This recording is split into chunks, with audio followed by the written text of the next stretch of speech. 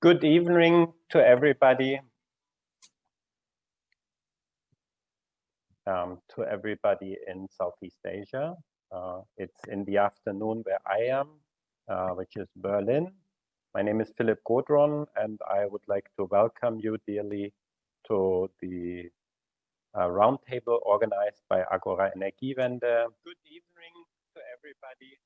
Decarbonizing energy systems in Southeast Asia. It's in the afternoon where I am. It's a pleasure to have you all here. It's a pleasure to have very distinct colleagues and speakers with me here. And I would like to introduce the program of today to all of you, and eventually, of course, the colleagues that are sharing in this roundtable. It's the second time for Agora Energiewende to host a roundtable at Singapore International Energy Week. Last time we were in Singapore, and this time we are happy and we're actually grateful for the excellent organization by SIEW to have this event online. We will be talking in the next 2 hours about decarbonizing energy systems in Southeast Asia, long-term vision, and recent trends. Next, please. We will have basically 2 parts.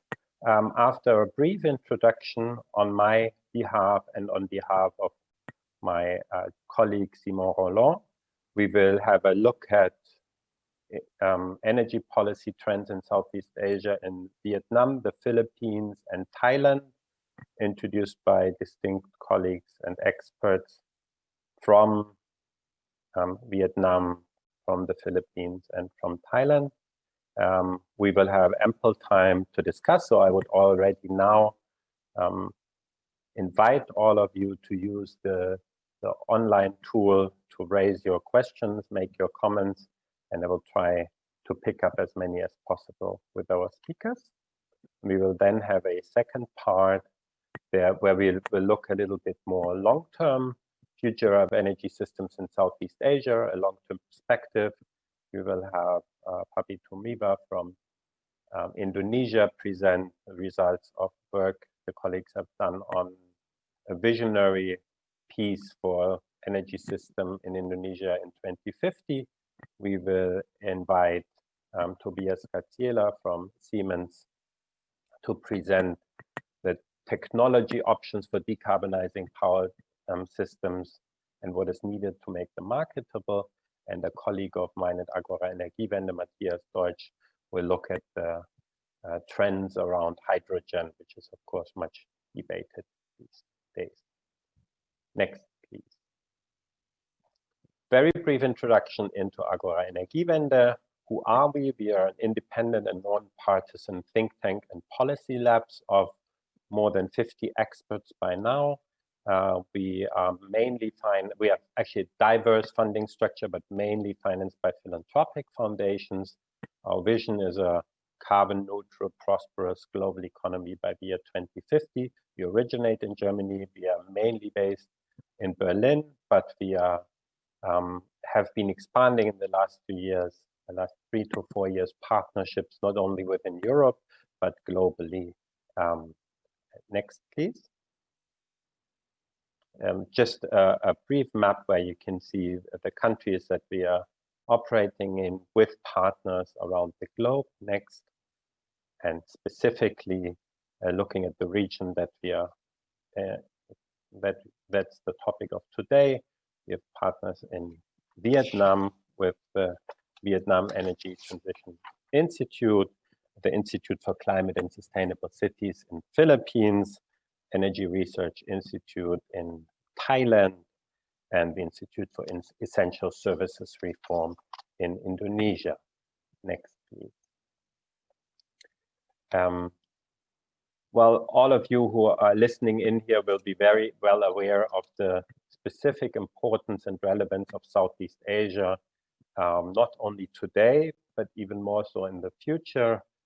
All indicators from population, GDP, but also energy demand, and therefore energy resource demand, be it coal, oil, and gas, point into an upward and partly a steep upward direction.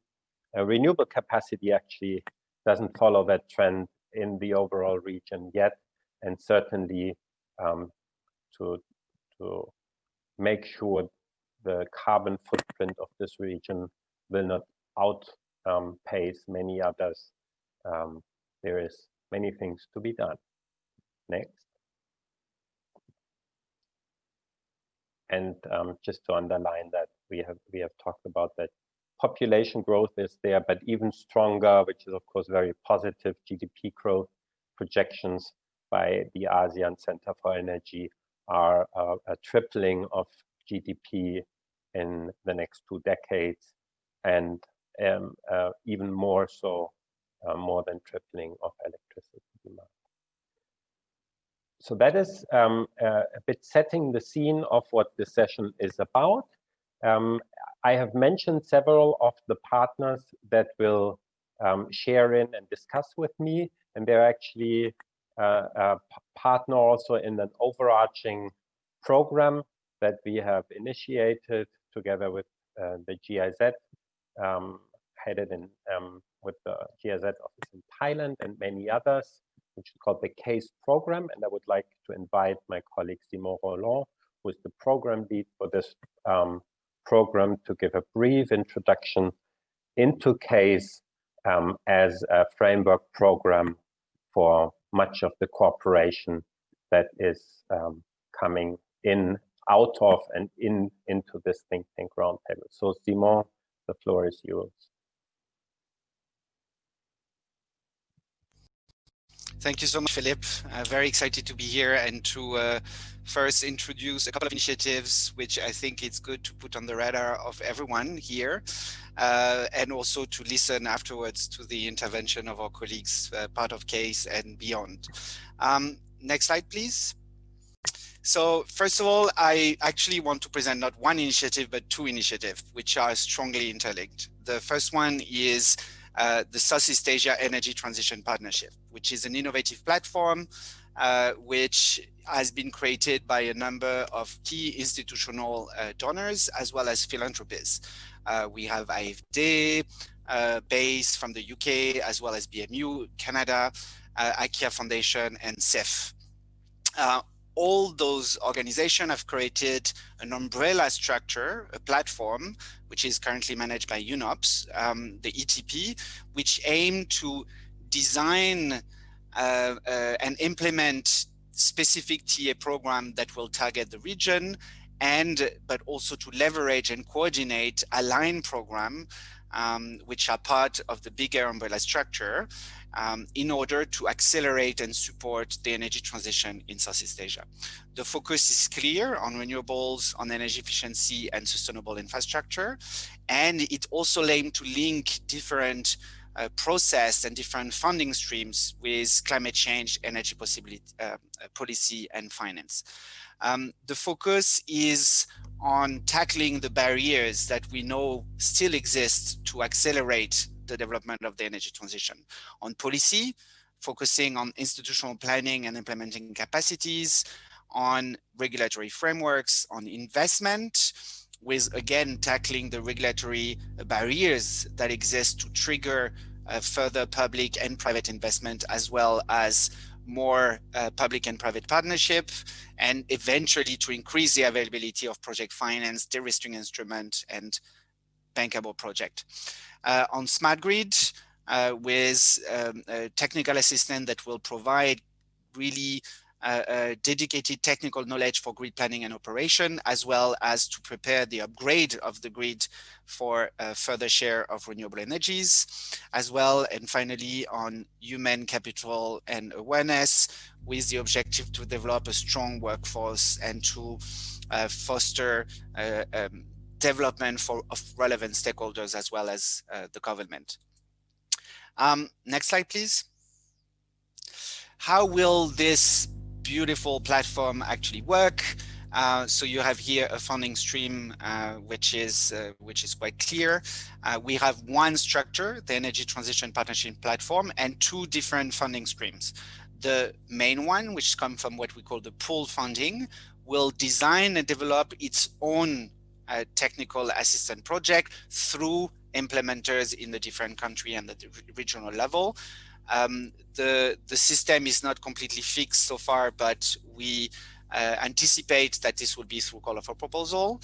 And then the second branch, which is also related to the second initiative I would like to introduce to you today, is called the Align program, in which case is for now one of the leading example, which basically has its own objective, its own logic, its own funding, of course in coordination with our donor, but which will contribute to a theory of change of the ETP, and will also have very tight coordination with ETP, both at the steering and at the operational level.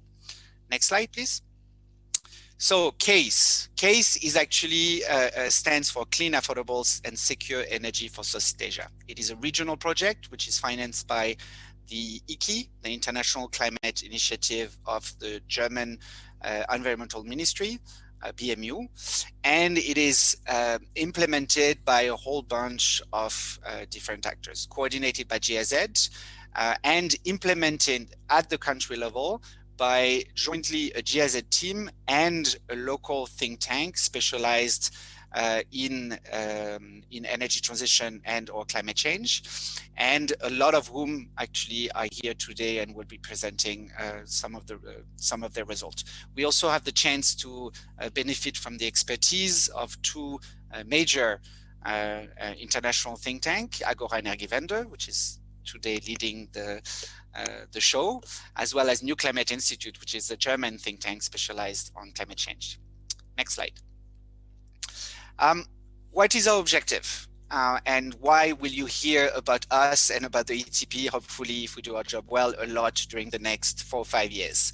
Our objective is to support a change of the energy sectors towards an evidence-based energy transition and increase political ambition when it comes to climate change mitigation. What does that mean? You may wonder. So we have organized our project through 5 key outputs, and hopefully when I'll present them, you will see the logic. The first one is research and evidence. What research is missing, or what research need to be repackaged to provide the information, the fact, the concrete information which is needed to drive the energy transition in Southeast Asia, and to convince decision makers that it is possible to engage in that energy transition. So we are actually currently assessing the situation, looking at different challenges, looking at the work which has been done by others, looking at key stakeholders, and identifying where will our investment and our research will be the most relevant to actually trigger that change. Transparency and mapping, which basically aim to really identify who does what, where in Southeast Asia in the energy sector, and to identify points of synergies, avoid duplication, and help us also to identify further gaps to be developed either by CASE or by our partners in the ETP. Dialogue, which is our third output, will focus on how can we increase the ownership of non-energy stakeholders in the energy debate. So we know that often stakeholders which are impacted by the energy debate are actually not part of that discussion, and we want to increase the understanding and the awareness of the impact of the benefits of the energy transition, so that they are more empowered to take part into that discussion. Technical assistance, which is more traditional GIZ business, which focus on building the capacities of government, of stakeholders, and also of networks of think tank and research bodies, which will be sustained way beyond the project and the ETP, hopefully for the region to keep driving that discussion forward, and promoting public discourse on energy transition, which is similarly to output 3, how can we engage more the population and increase the ownership of the energy transition question in the population. As you can see, this program basically combines 2 main visions.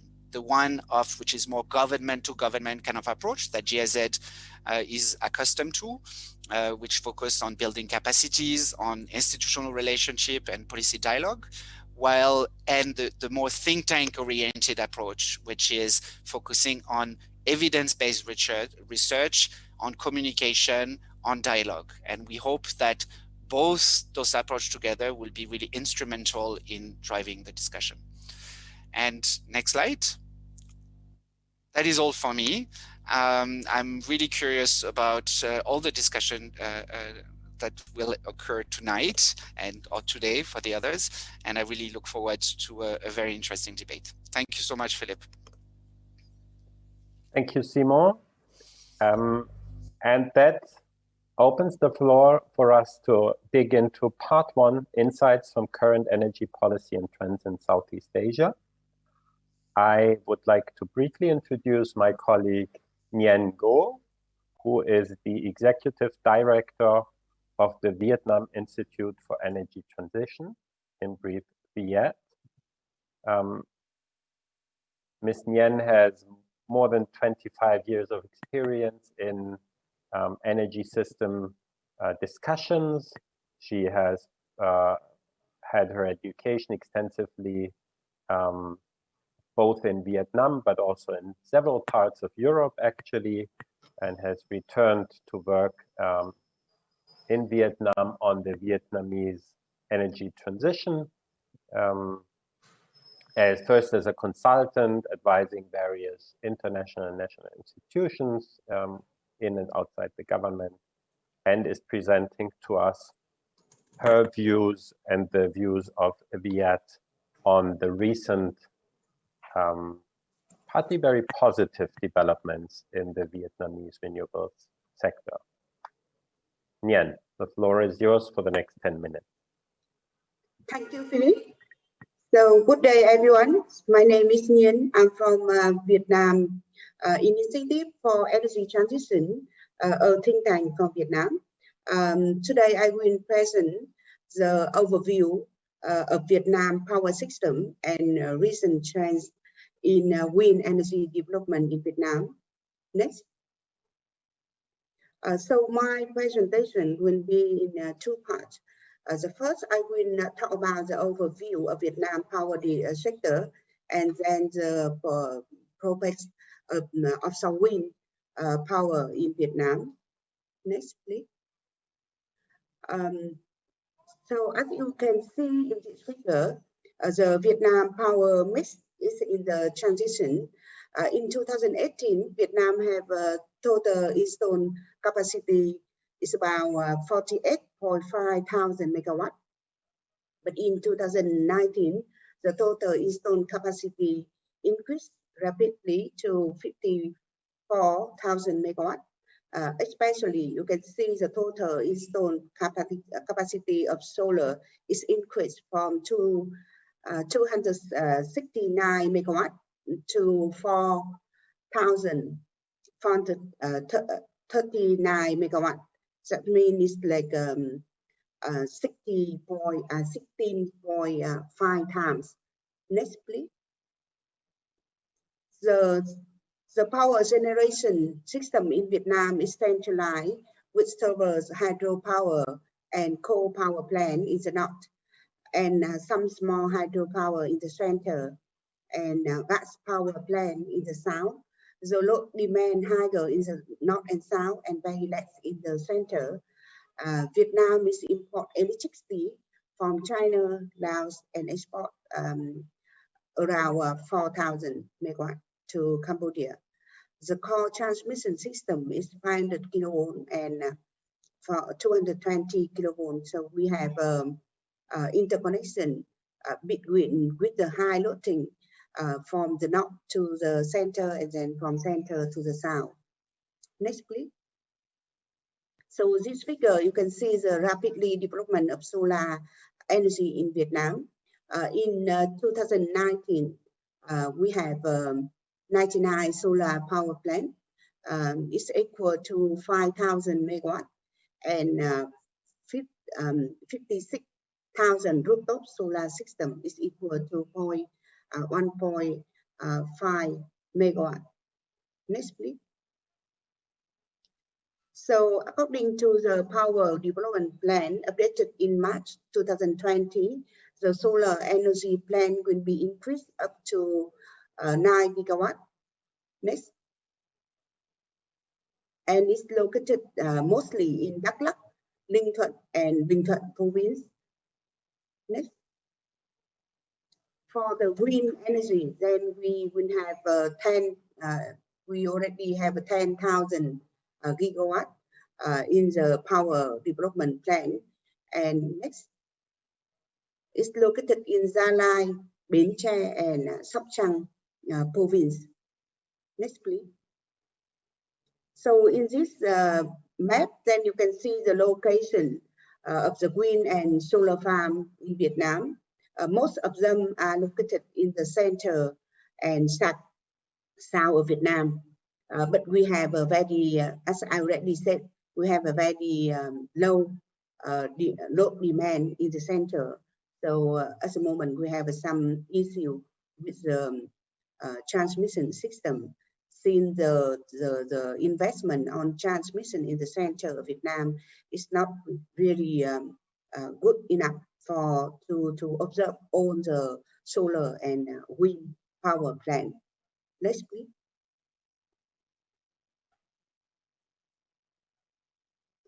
So as I already said, the solar rooftop is very much interested by the investor.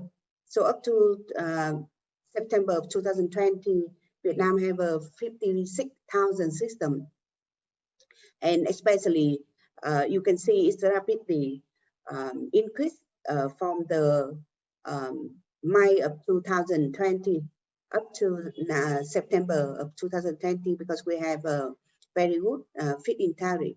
So that's why the investor is very interested to invest in the rooftop solar system.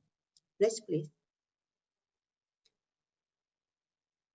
Vietnam have FIT for wind in 2011 and then FIT for biomass in 2014. But these two FIT doesn't work able in the market. So that's why we do not have much renewable energy project during that time. Only from 2017, when the government allows a new FIT for the solar with a very high, I would say it's quite high price, then the market is kick off and is rapidly development since that 2 years. And in 2018, then the second FIT for wind is also announced by the government. And now we have quite a lot of wind energy project is going on, and it's going to be booming from next year. In 2020, then the government also announced a second FIT for solar and biomass. We see that even the FIT, the second FIT for solar is lower, around 2 cents per kilowatt hour, but the investors still very interested to invest in the solar energy in Vietnam. Next, please. So this is a figure of the upcoming policy. In this figure, we can see the two most important laws that can be enable the green elements. The first one is the renewable energy law, and the government also plan to revise the electricity law so Vietnam can restructure the energy system. But these two laws is only can happen after 2021. The development of the competitive power market would greatly depend on the government's decision in pilot PPA, auction mechanism, and new grid investment and operation mechanism. The renewable energy portfolio standard as the baseline for the emission trading system. Next, please. So Vietnam have a big potential of the offshore wind power. Next, please. So the country have around 261 gigawatt potential for the fixed offshore wind farm, and 214 gigawatt for the floating offshore wind. The location is in the zone 4. It's about next, please.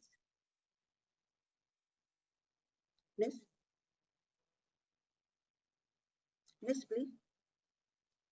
So as you can see here, can you come back on slide? Yeah, so as you can see here, the average loading in zone 4 is about 62%, and 51% in zone 3, and 78% in zone 1. So So we propose that actually with the roadmap study for the offshore wind in Vietnam to reach 10 gigawatt in 2030, and we can see that we propose that the first offshore wind platform would start from 2023, and then in every year we may have from 1.2 gigawatt up to 1.8 gigawatt, and so in total we may have 10.2 gigawatt. So this is a study result from us, but we also waiting for the approval from the government side whether they will include 10.2 gigawatt of the offshore wind in the power development plan number 8. That means for the next 10 years, the government, I would see that the government have announced so that they will include around 3 gigawatt of the offshore wind development under the next 10 years. That is the target of the power development plan number 8. But they're still under the discussion, and it's gonna be changed maybe in the next 3 months. Next, please.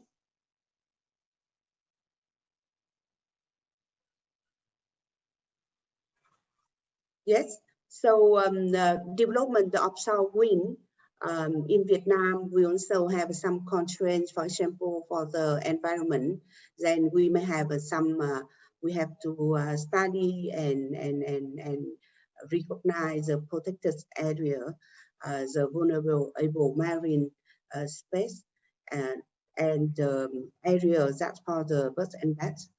For the social and technical, we also need to have some further study on the oil-related activity of the social, the energy and communication infrastructure, aquaculture and commercial fishing ground, and sea landscape and tourism. So we have to consider several of the issue that is gonna announced by us in the next 2 months, because it's under the study at the moment. So we may have public study very soon. Next, please. But anyway, we can see that there are so many investors interested to invest in the offshore wind development in Vietnam. In this graph, you can see there are 14 offshore wind farm projects that proposed by the investor equal to 28 gigawatt. So the future of the renewable energy development in Vietnam could depend or could be more interesting to see in the wind development. And we think that it could be like a lot of activity from the investor and come to Vietnam. Next, please. So in conclusion, I can see that in the next 10 years, renewable energy will continue exploring Vietnam, and mainly from offshore wind energy. However, there are some issues to keep in mind. The renewable energy development needs to be developed synergies between supply and transmission system. The investing is upgrading the transmission grid should be carefully consideration, and we recommend that the optimize of the region supply-demand balance, the minimize the inter-regional transmission. The purchase price of the renewable electricity can be close to the international markets by applying the auction mechanism, but it needs to be more transparent and more, it needs to be clear and planning in advance. So we're still waiting for the government to announce the auction mechanism in Vietnam for the solar. Even the fit-in tariff for the solar will be ending in December this year, but it's not yet have any official announcement from the government side. The government of Vietnam should proactively announce the national renewable energy development target for the next 10 years.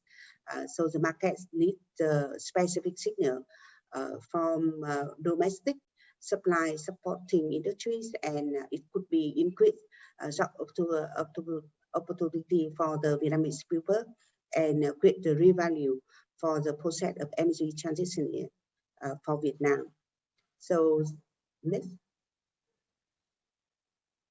Thank you for your attention. You can contact us by the email, or you can download our study on the website. Thank you very much, Nguyen. Very interesting developments in Vietnam. We've seen in the last few years a strong push for solar, but very interestingly, Nguyen is pointing out to offshore wind developments. And I'm sure in the discussion afterwards, some of your points as well as some of your recommendations in terms of auctions, targets, importance of infrastructure will be taken up. Now, I would like to introduce our second speaker, Bert Daluzon, who is joining us from Manila, if I'm correct, in the Philippines.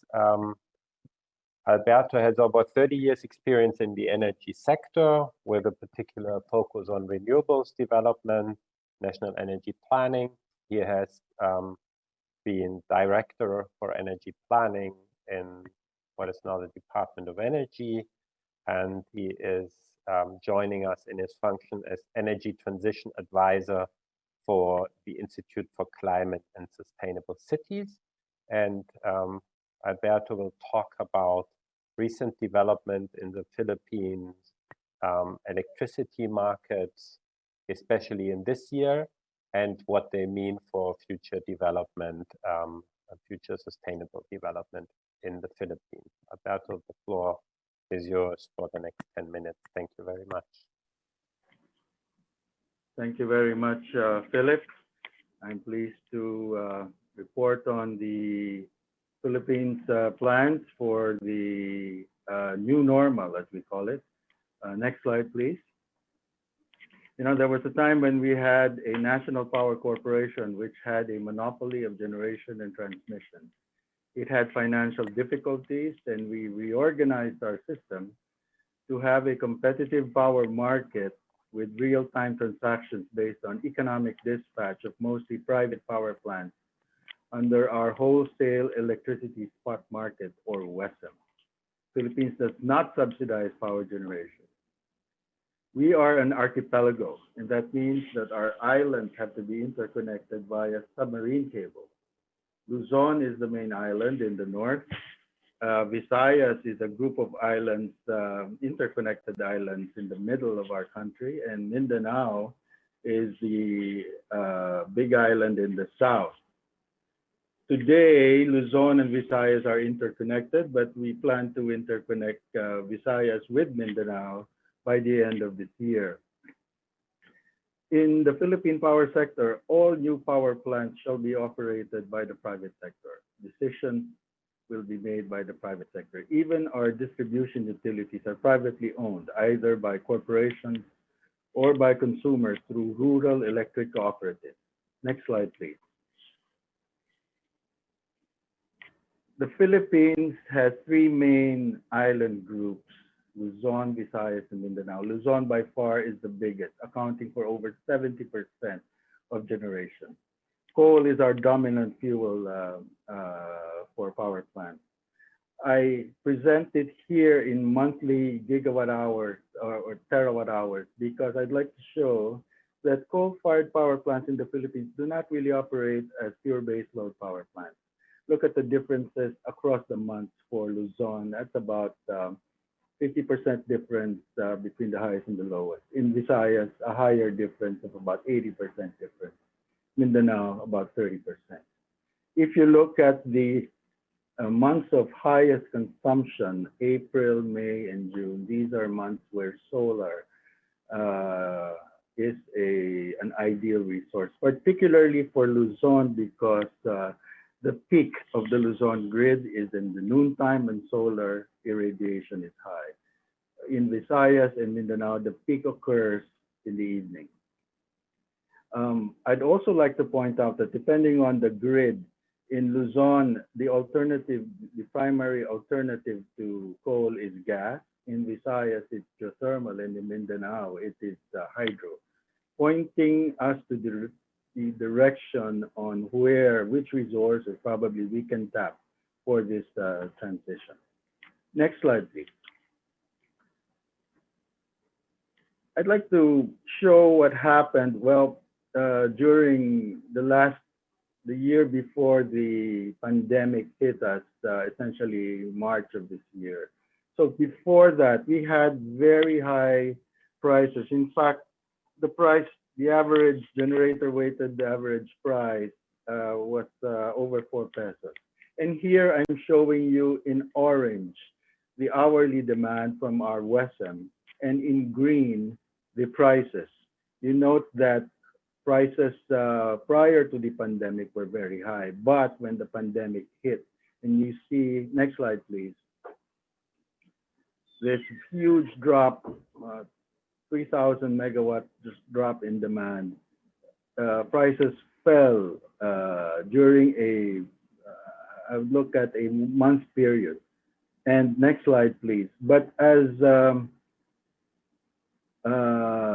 we can see here, recovery has started early in Luzon.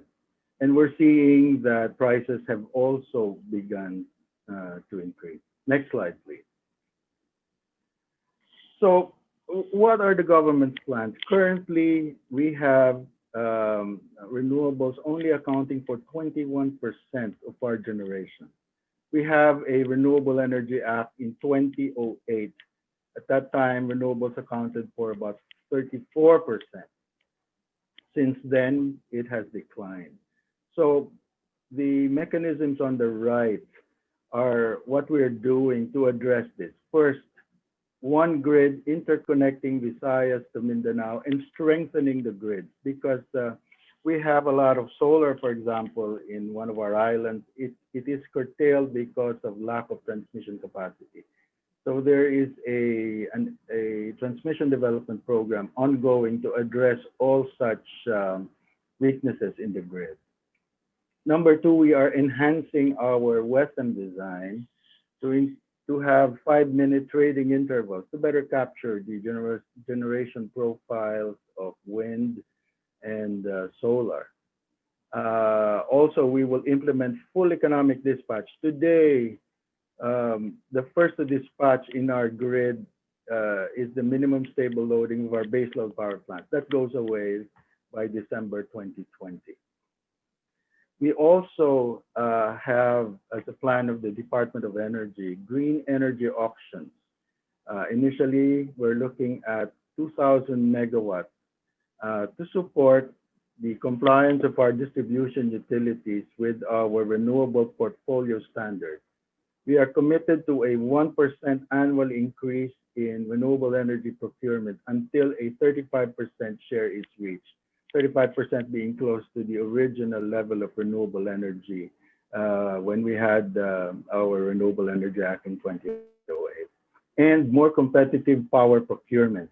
There are several practices that allow, for example, the coal share here, 55%, to rise to that level. For example, we have automatic fuel price pass-through, where fuel price risks are borne not by the power developer or their bank, but by their consumers. That is going away.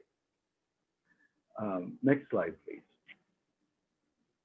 This is a representation of our transmission development plan, you can see that Manila is in Luzon, it's in the northern island, and we have these major transmission developments lined up.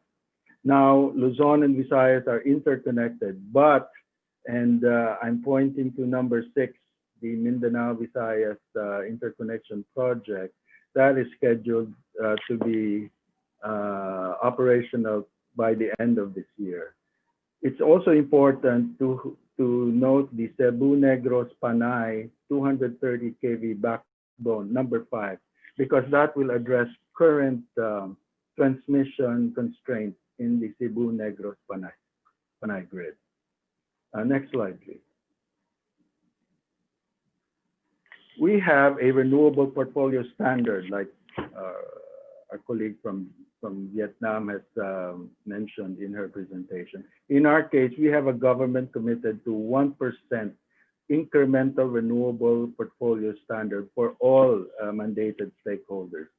That will bring our energy mix by 2030 only to 27.2%, and in 2040 only to 32.1%.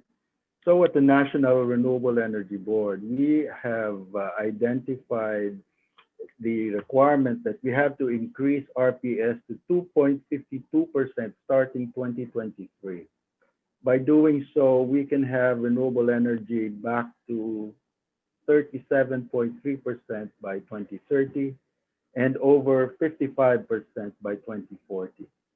Now, what particular mechanisms will be done to address this? Next slide, please. Well, we are now updating our National Renewable Energy Plan. We think that the auctions are a good way to direct private investment, and we're looking at probably 2,000 megawatt auctions every 2 years. Like I said, we are improving our grid. We are improving the power procurement towards more transparency, having a more level playing field so that renewables can compete more fairly with fossil alternatives. And finally, implementation of our enhanced Western design that will address current constraints to more renewable energy generation. And with that, I am ending my presentation. Thank you very much for this opportunity. Thank you very much, Alberto. Again, we see that there is quite a level of movement in energy policy in the Philippines. Certainly what distinguishes the Philippines from the other countries that we are talking about here is the competitive market. And again, I would probably be keen to come back to that in our discussion. It's quite impressive to see 5 minutes energy, 5 minutes intervals. It's something that even in Europe, you don't see everywhere yet. And of course, it's something that will definitely help in terms of the flexibility of the system. So coming back to that, while I would now like to complete, well, it's not complete, but for our session today, complete the picture on current energy policy and trends in Southeast Asia by looking at Thailand. And we have our colleague, Ak Sun Chun, project researcher at Energy Research Institute at Chulalongkorn University, who is responsible for the Clean, Affordable and Secure Energy for Southeast Asia project that we have introduced. And she's also looking in more depth into peer-to-peer electricity trading in Thailand. So please, again, for the next 10 minutes, floor is yours. Try to stick to the time and tell us about the recent trends in Thailand, and then we'll enter into the discussion. I'm already seeing interesting questions popping up. So to the audience, please try to also make clear to whom and to which country you're referring. when that is the case. Some questions may refer to more than one country, but when you're addressing one specific speaker, one specific country, please make that clear so that I get it straight. Floor is yours, Axel. Thank you very much, Philip. Good evening, everyone. My name is Aksonjan Chanong. I am a project researcher at Energy Research Institute of Chulalongkorn University based in Bangkok, Thailand.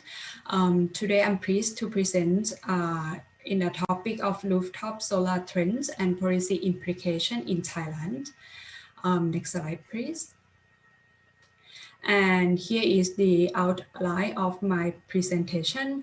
I'm going to begin with some background of the power system in Thailand and the current renewable energy status in the country, and move on to the evolutions of the solar PV policy in Thailand, and then discuss a bit about the net billing policy and some key takeaways of these presentations. And next slide, please. And here is the slide that shows the current power structure in Thailand and the 2019 generation mix. You can see from the slide that our power structure is a single buyer model. We have three main utilities, state enterprise utilities in the country, which are EGAT, that is responsible for generation and transmission system, and MEA and PA, which are responsible for the distribution system. And according to the generation mix, we have allowed 80% for conventional resources such as natural gas and coal, and the remaining is the hydropower, renewable energy, and the oil. And next slide, please. And this one, I aim to present the renewable energy status in the country and also the goal at the end of 2037.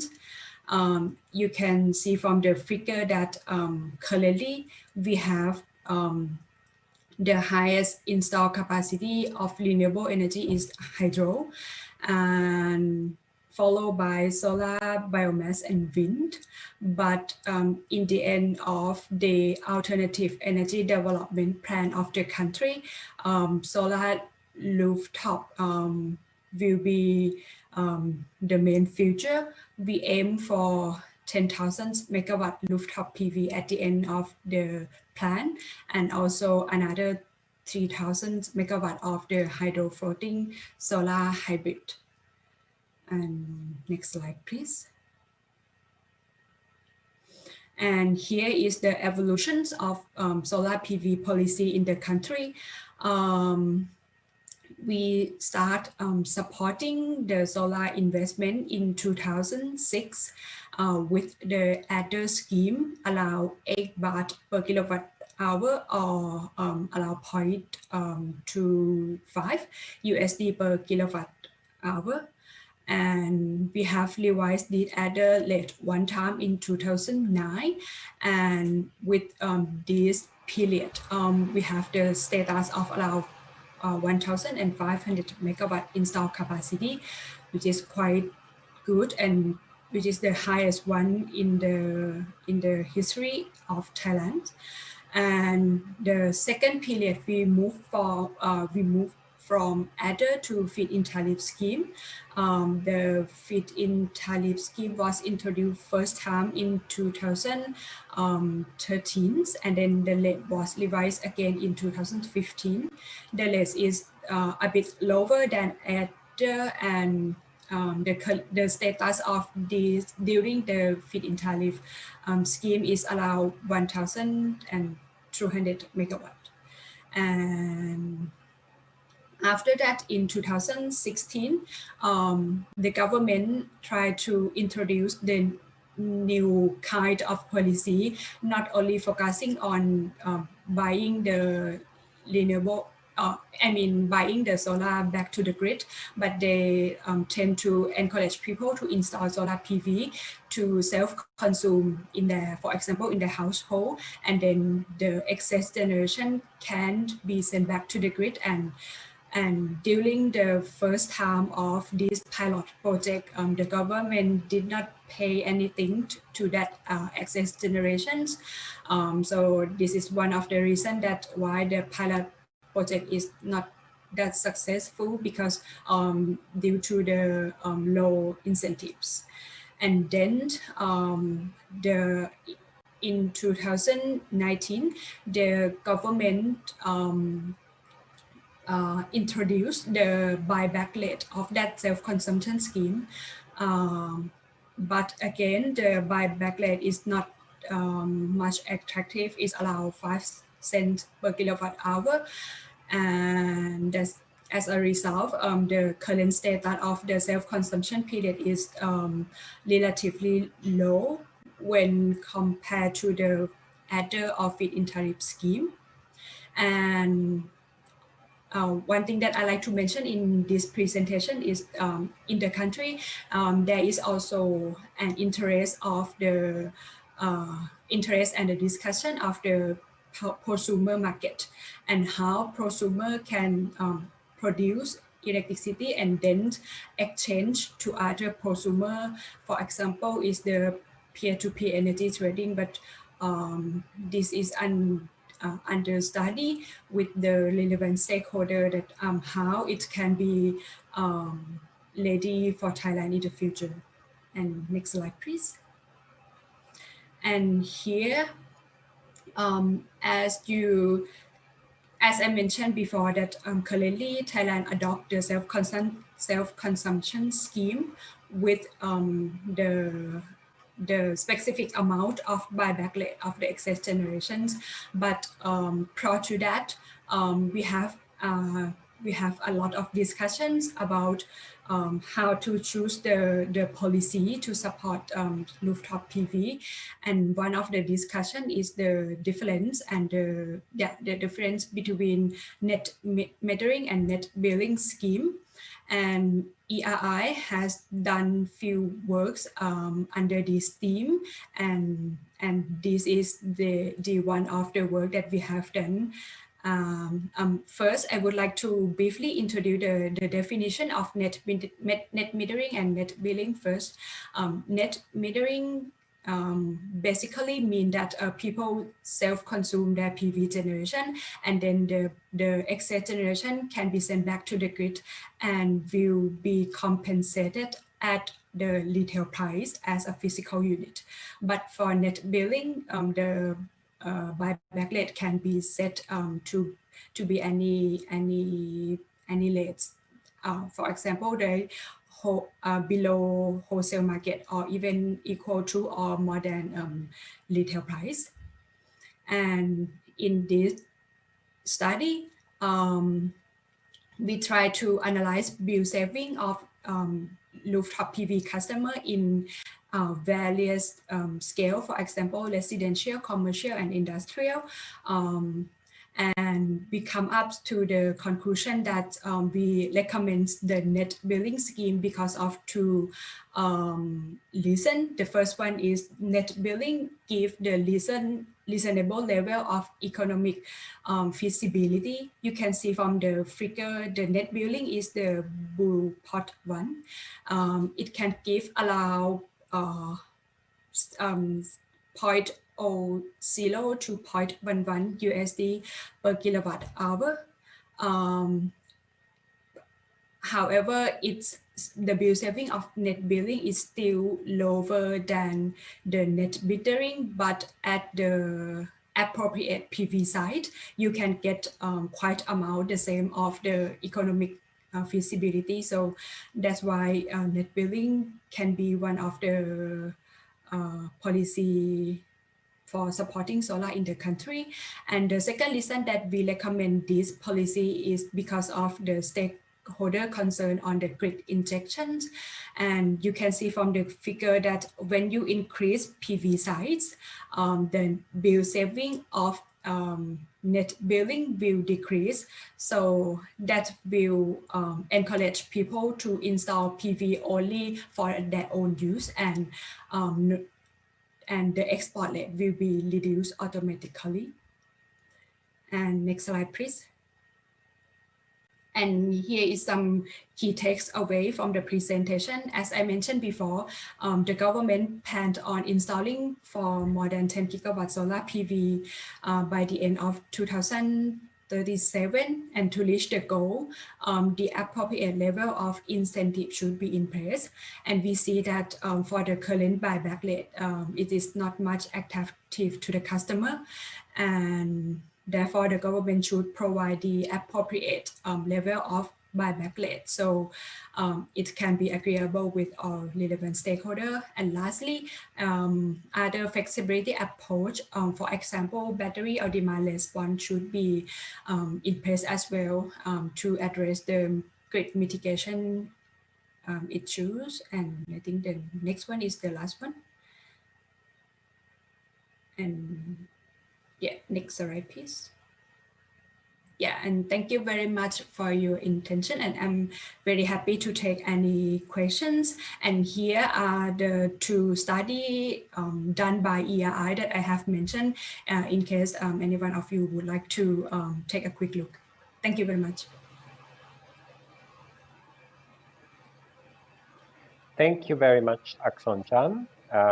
Thank you actually to Nien, Alberto, and Akson-chan for this very interesting input. Again, we see the specificities country by country. We have offshore wind very strong coming up in Vietnam, the discussion in the Philippines on the market integration. In Thailand, we have some questions already from the audience, and I'm encouraging you to continuing these. And I may take the freedom to come back to some maybe overarching issues as well. But first, involving the audience, two questions to Nien on Vietnam. The first question is around you were showing the areas where there's specific interest of investors into offshore wind. And the colleague asking why Zone 3 actually has attracted so much interest as compared to some of the other zones. Maybe you could briefly explain that. And then a general, let's say, political question. And as we are here in a regional framework, I think that there's also a particular interest, which is with the extensive resource potential there is on the side of PV and there is on the side of offshore wind. Is there any discussion in Vietnam on actually also selling some of the power to neighboring countries, which would of course require the relevant infrastructure, be it landline to the west or even submarine to other countries? Is that a topic in the political discussion in Vietnam, or even investors that are looking into that? Yeah. Please unmute yourself. Yeah.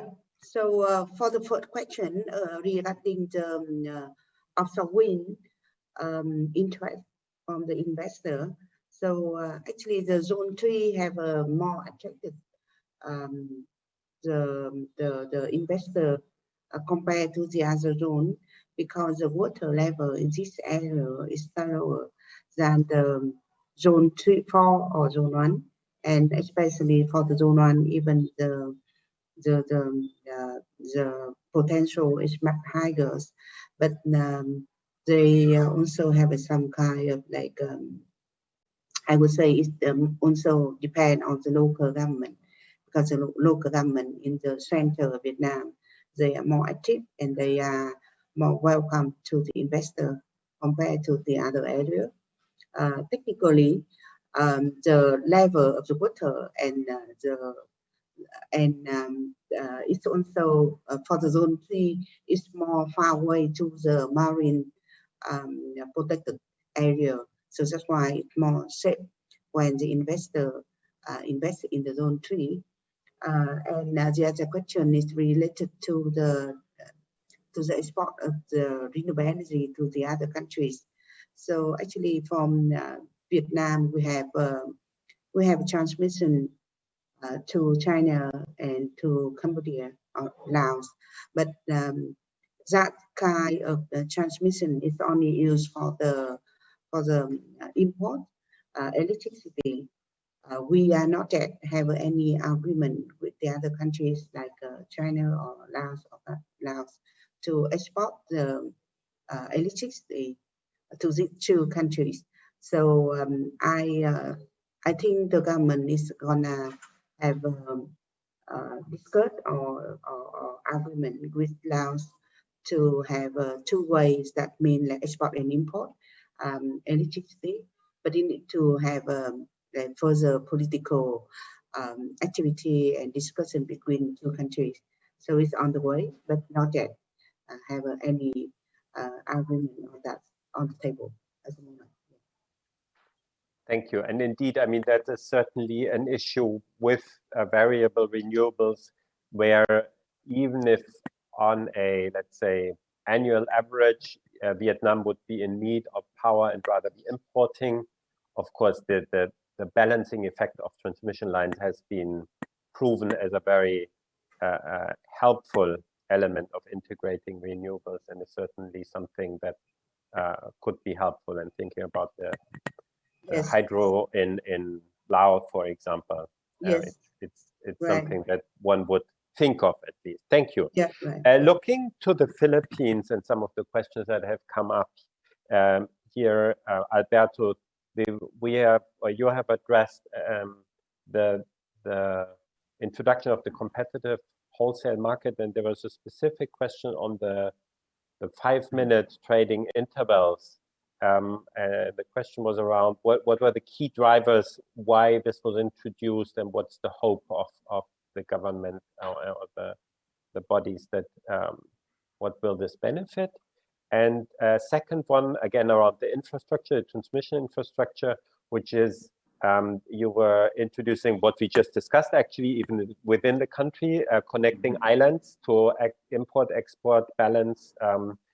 Has the pandemic by any means affected the progress of these projects?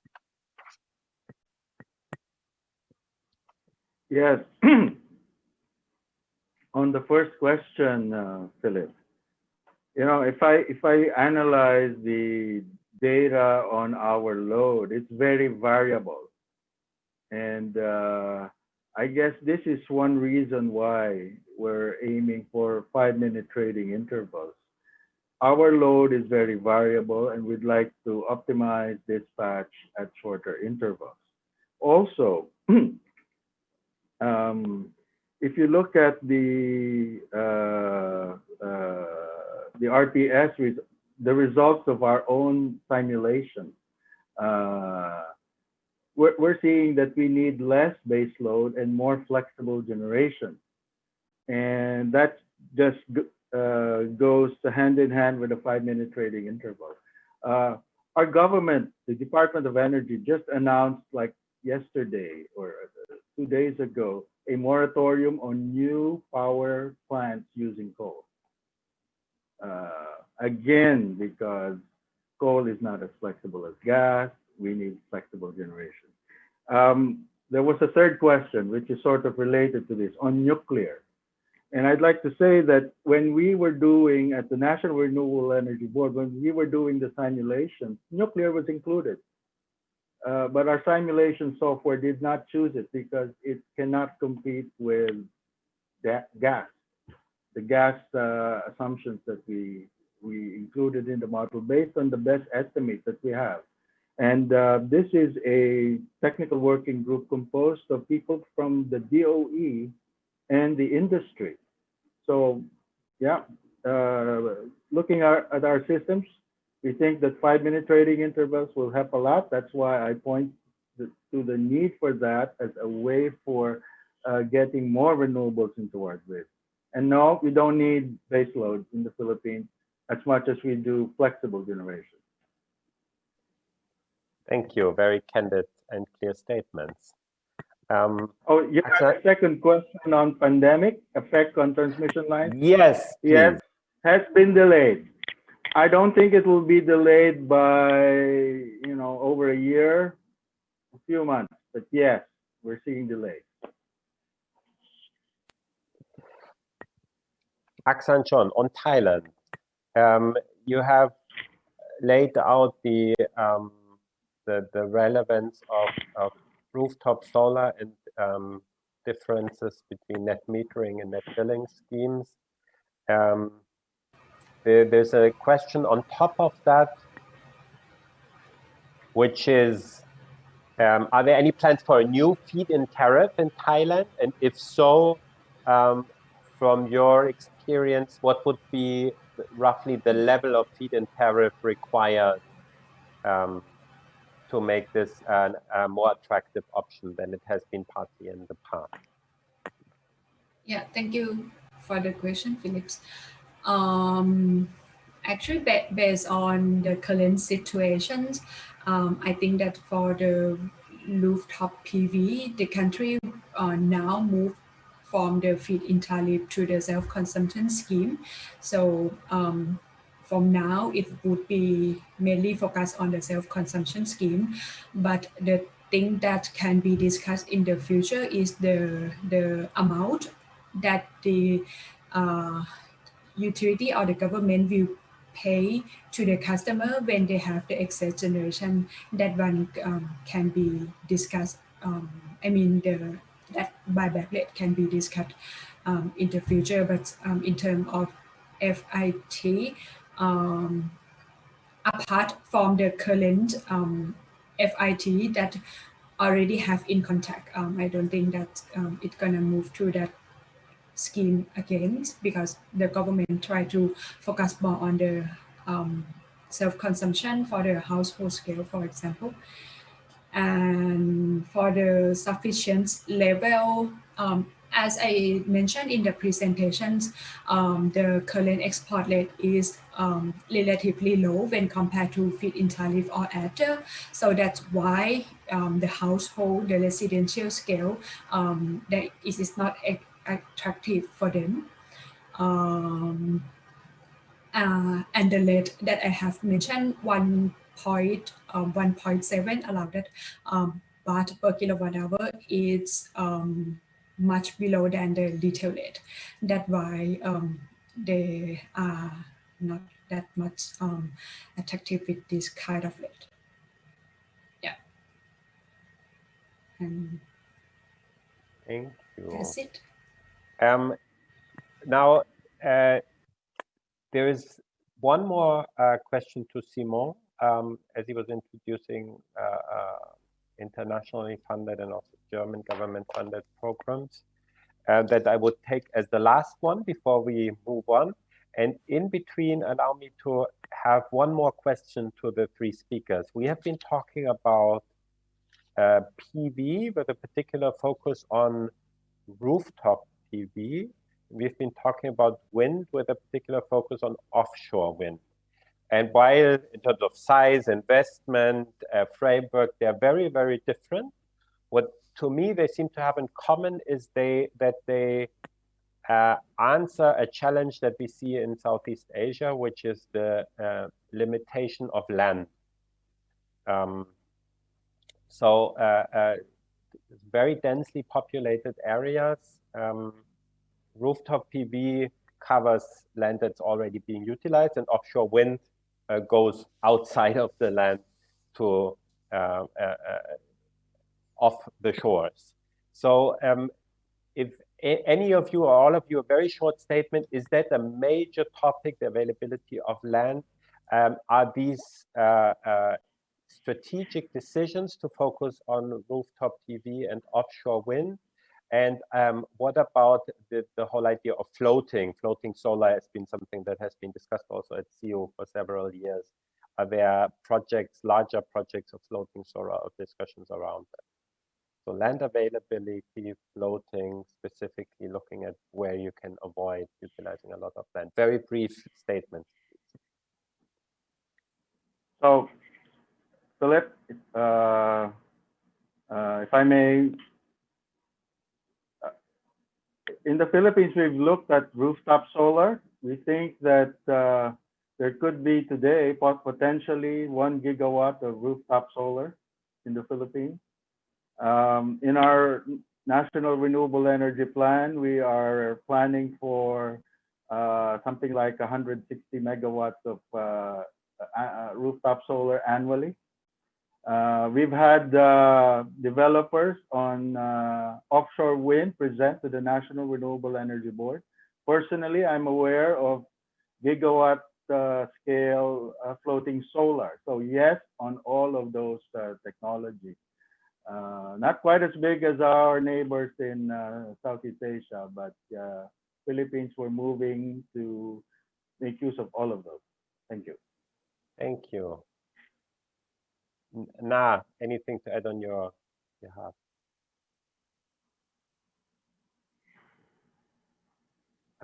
Nien or Akson Chan, do you want to add a sentence? Yes. I think for Thailand, the urbanization is one of the reasons for the rooftop PV, and also we have discussions about the floating solar. For example, our EGAT, the generation and transmission utility, also have an interest on the hybrid between EGAT and the hydropower. They have started a plan to install the floating solar in a dam in Thailand. So this is also our future trend together with the rooftop PV. Thank you. Thank you. And Nien? Yes, it's the same in Vietnam because we have a solar hydropower. So the people are interested to combine the solar floating together with the hydropower. We can see that the potential of that kind of model in Vietnam is could be around like more than 2 gigawatt, and EVN is going to be like the famous investor for that kind of combination, because of most of the hydropower belong to the EVN. Is the only company can sell and buy the electricity in Vietnam. So so I think it could be like from next year, floating solar will be very famous in Vietnam. At the moment, we have at least 3 floating solar combination with the hydropower, and it's worked quite well in Vietnam. Yeah. Interesting discussion. Simon, there was a question, and that will be the last one for the first part of this roundtable, which is, how does the decarbonization agenda affect German investment in Southeast Asia? We can probably ask the same question to Tobias at the end of the second question, but now it's posed to you. It's a good question, and I think we probably should not limit it to the German investment, but more to the international investment in Southeast Asia. I think it's going to influence it enormously. We know that there's a lot of political focus on the region, that it's probably the most strategic region worldwide when it comes to fighting climate change. And there is, from major donors such as the UK, France, Germany, but also the EU, the World Bank, and so on, a really clear focus on energy transition Southeast Asia right now. And I would like to add that it's not necessarily in line with massive new investment that will come, but it's also about unlocking the local capacity for investment. We know that, for example, in Thailand, the problem is not necessarily that there is not enough capacity, financial capacity to actually invest in the sector. It's actually unlocking the regulatory and the policy barriers that are preventing that investment. And I think that's why the approach of more transversal program like CASE, like ETP, which aim to tackle, to focus on the barriers and to be more horizontal, have, in my view, a more chance to succeed, because jointly with a partner, they aim to provide new financing and to cover some financing gaps, which currently exist, and we know that in certain countries in particular, but also to unlock the local financial capacity, which is extremely important as well. Thank you, Simon. And thank you to all the speakers. You're welcome, of course, to stay with us for the second part, and maybe there are still going to be questions at towards the end where there's the opportunity to involve you. So we're now coming to part 2 of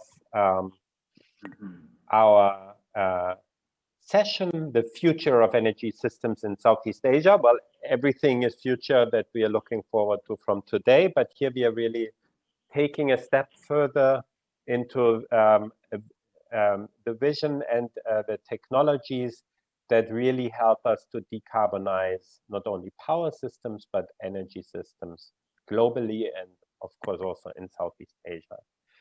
We will have 3 speakers and then again a round of discussions. And I would like to start with introducing Fabi Tumiwa. He's the Executive Director of the Institute for Essential Services Reform in Jakarta, Indonesia. IESR is a think tank in energy policy and the environment, has been there with Fabi Tumiwa being the founding father of that for a decade, more than a decade, and has come out very strong and vocal on advocating energy transition in Indonesia. So Fabi, please share with us your vision, IESR vision on Indonesian decarbonization pathway in the next 10 minutes, and please also be aware of the time so we have ample time for everybody. Thank you, Philip, and good afternoon, good evening for participants of the roundtables. Well, the question is for Indonesia whether there is any prospect of decarbonizing the energy system.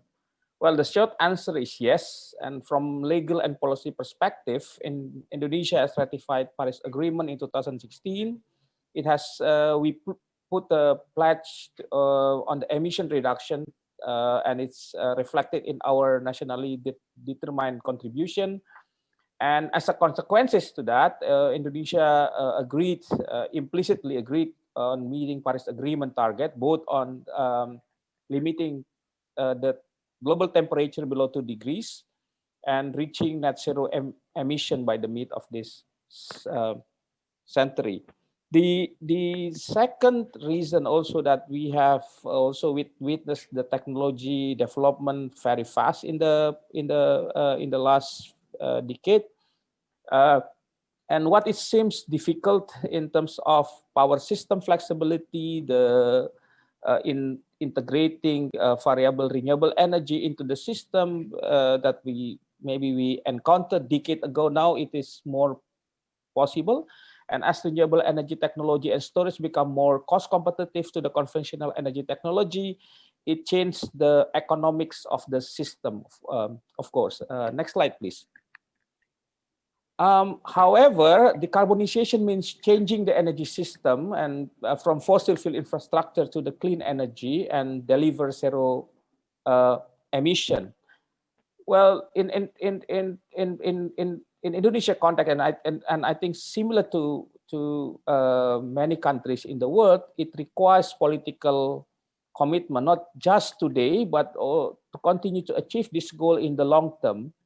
It may take consensus from policymakers and all stakeholders in the country for deciding the pathway and step to be taken, and plan and policy must be adapted over time given the dynamics and the situation and the landscape, but the pathway must remain strong, I think. And in Indonesia's situation right now, the decarbonization faces political hindrance, and because we are fossil fuel rich, particularly coal and some extent natural gas, we are the main coal exporter in the region. I think the second largest in the world after Australia. And coal is seen as important energy resource for electricity generation, as also as export trading commodities. And in Indonesia 2007 energy law and 2014 energy policy, it expired to maximize the utilization of fossil fuel to supply the energy, industrial feedstock, and generate more revenue. And although the policy also envisioned for the greater use of renewable, we can still, as of today, 91% of Indonesia energy supplied by fossil fuels. Well, in the last 5 years, share of coal increased faster as the capacity of coal power plant increased. In contrary, you can also see from this chart that the share of oil declined, and as it use consumption for electricity supply is also declined. And we have seen the renewable energy increase modestly as Indonesian government also increased the use of biofuel to substitute diesel oil. Next slide. As for in power generation, renewable energy increased not that much in the last 5 years, in average around 400 megawatt annually. And if we look at the decade share of renewable energy mix in the power system is average, it's average around 11-12%. This year, the number might increase a little bit as the PLN, the state-owned utilities, has started to mix biomass from waste with coal in some power plants. So we see that increasing, but it's that basically because of the use of biomass in the number of power plant in the country. So next. So in ISR, we analyzed the 2014 National Energy Policies, or it's called CAN, and 2017 National Energy Plan, or RUEN. And we updated with the current policy and measures with the objective to look at the potential decarbonization pathways for Indonesia.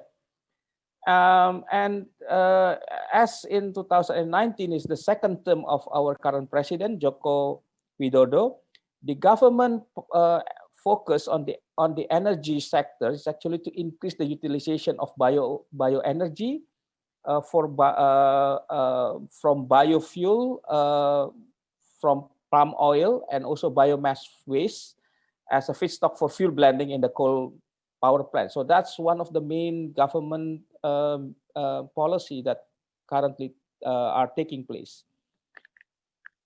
And the use of bioenergy and biofuel, we see from this scenario increase the renewable energy mix. In 2025, our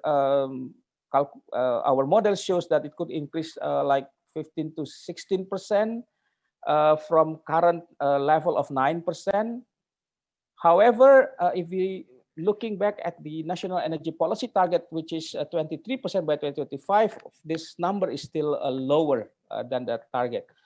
Our calculation shows that in terms of reaching this target, it requires government to accelerate the deployment of renewable energy power plant, in particular for the power sectors, around 3 to 4 gigawatt from now annually, from now until 2025. But if we continue under current policy scenario, with the current policy, the renewable energy share could reach 40% actually in 2050, and that's above the national energy policy target, which is 31%. Next slide. So, what is the opportunity for decarbonization? We exercise energy transition scenario. So we use this scenario, and the result from our model shows that well, renewable energy share could reach 66% by 2050. However, to make Indonesia in the decarbonization pathways, at least in the power sector,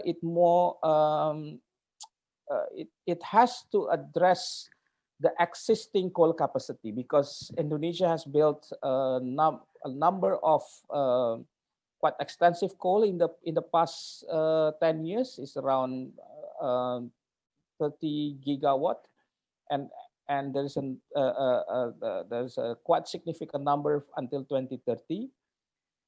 So we found out that for the decarbonization to happen, it requires to ban coal power plants starting in 2029, and early retirement of other thermal power plant which is 20 years old. Next. So, what is the implication to reach the decarbonization pathways, particularly in the power sector? So we actually need to rapid deploy the renewable energy. So that's actually the key. And as I mentioned earlier, that we should increase the annual install capacity between 3 to 4 gigawatt from now until 2025, which is 10 times than the current rate. The current rate is around 400 megawatt. But if we want to decarbonize the energy, particularly the power system, well, the renewable energy capacity has to increase between 450 to 500 gigawatt from now until 2050. Or literally, we can say in the 30 years time frame is like 15 to 20 gigawatt annually. So that's a big challenge. But this is the policy challenge. This is the regulatory challenge, and also planning and infrastructure challenge. So next.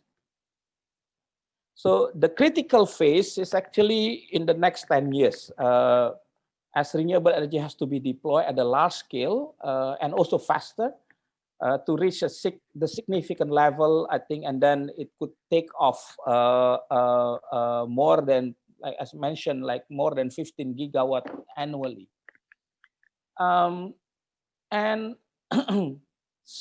But to reach this level, there is a couple of challenges that we have to address.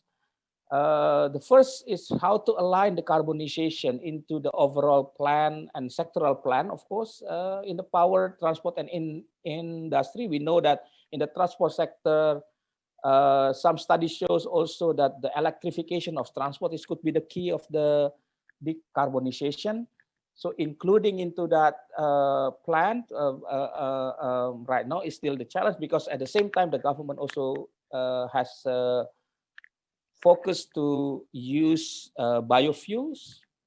The second, how to attract investor and private sector, because building like even 3 to 4 gigawatt annual and later on like 15 gigawatt annually requires a lot of investment, and I think our analysis show that it cannot be handled by the state-owned enterprise alone. So there should be private sector investment.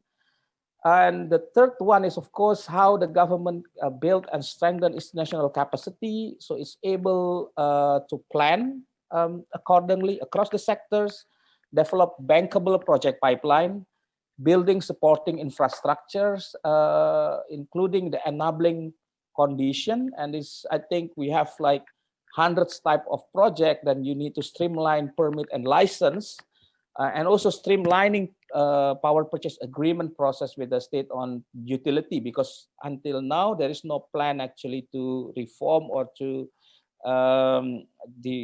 unbundling the PLN. So in our scenario, we see that the PLN is still this off-taker, at least for the utility scale. And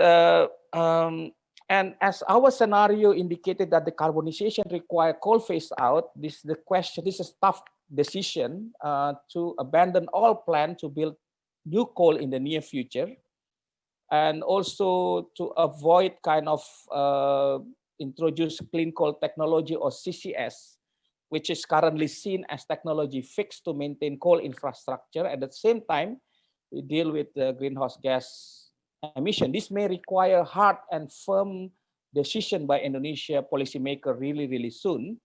And the progress with the Philippines to cancel the 8 gigawatt of new coal, I think, could be inspiring for Indonesian government. Next. yeah, so this is all what we think could be done from the policy side, the planning side, and also to facing or to stop building a new coal after 2029. Next, please. Yes, I think this is the last one. Next, yeah. So if you want to read our analysis on the Indonesia Energy Plan and the scenario that I mentioned, please read our report. It's available in our ISR website. Thank you for listening, and I'm looking forward to your question. Back to you, Philip. Thank you very much, Fabi. And moving right ahead to Tobias Katziela and his company Siemens perspective on the technologies that we will need for this a long-term decarbonization. We have heard from Fabi that there's a lot of investment needed. We have heard that even though we're talking about a long-term vision, the next 10 years are crucial. Tobias, we'd like to invite you to show to us from a technology provider which ones are the key technology for zero carbon emissions, and tell us what you see governments need to do to incentivize these. Tobias is the head of sales operations department of Siemens in Singapore since 2018, has a decade career with Siemens. Please join us in this roundtable. Thank you for the introduction. I hope everyone can hear me. If not, then please give me a sign. So before I start, so good afternoon, good evening, good morning to everyone. My name is Tobias. And before I start, I would like to thank everyone who has put this event together and organized this. It's certainly not easy these days. So it's very challenging to come together. So thank you to everyone who put this together. Next. So before I talk about technology, which is the view I want to bring in today, I want to start with two pictures. The one you can see here is a very hot planet with a lot of CO2 in its atmosphere. And but this picture is not fantasy. It's actually very close in our neighborhood. It's our neighbor, the Venus, planet Venus, and there's no life. So it's dead. Next. So, and with this picture, I think we can agree there's nothing wrong with it. Yeah. So, and I believe our job is, and that's why we're here together, that our children, our grandchildren, and their children have the opportunity to enjoy nature the same as we do. So be it scuba diving here in the Philippines, Indonesia, Thailand, wherever, or skiing in Europe or other parts of the world whatsoever, I think that's our job. Next, please. So, but it's going to be a challenge because there are these mega trends around. We have seen it in the introduction video, and I'm not going to go in details of these mega trends because I assume we are all aware of it. We are all affected by them.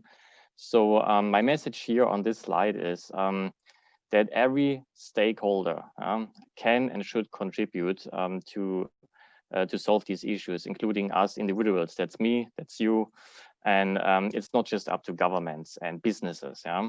However, I work for a technology provider. Businesses and their technologies are part of the solution. Yeah, so we are believing, or as a matter of fact, technology is part of the solution. Next, please. So that's why a very few words on Siemens Energy, because it's new but not new. So we are an independent stock-listed company since end of September this year. We carry the name Siemens, we carry the DNA, we carry 150 years of experience in the power business, and we are an offspring of Siemens, so to say. Yeah? So Siemens is also still around, and now we have Siemens Energy as an independent company. So what is this company? We are globally present, we are close to our customers and their problems in the energy world. 1/6 of the global electricity generation comes out of our equipment, which makes us very proud. And it's also a big obligation to our customers, yeah, to be there for them. And we are also proud to say, even though the energy transition won't happen overnight, it will take time, maybe the next 10, 20, 30 years, who knows that even today we make a big share of our revenue from a decarbonized portfolio, in that case, mainly wind and transmission solutions. Next, please. So what can we and our customers and all stakeholders do to move towards a more decarbonized world? So, and in fact, what you see on this slide is a lot. There are a lot of options on the table, which can make it difficult to choose and conclude what's the best. I mean, we just heard all the country presentations, how diverse and different the countries are.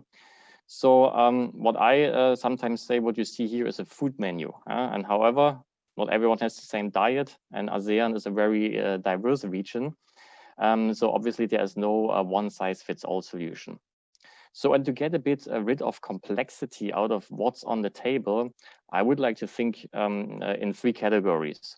First of all is on the left-hand side, it's efficiency increase. Think of existing technologies that are viable, that are proven, maybe even existing assets. It's not wrong to improve them, especially since they're commercial viable and also carry a low risk. And here we talk about like highly efficient gas turbine power plants, upgrading existing even steam assets. Yeah, we heard Indonesia and the Philippines and also Vietnam, they have steam assets. So why would you shut down from decarbonization point of view? Yes, but you have to run your economy. So there's nothing wrong to increase your efficiency. And also floating power, which I will show on the next slide, plays into this. So not yet, one back. The second category is fuel shift and hybridization. This is rather straightforward. I mean, it's what we look towards when we talk to our customers is to shift from coal to gas, from oil to gas, or from coal to biomass.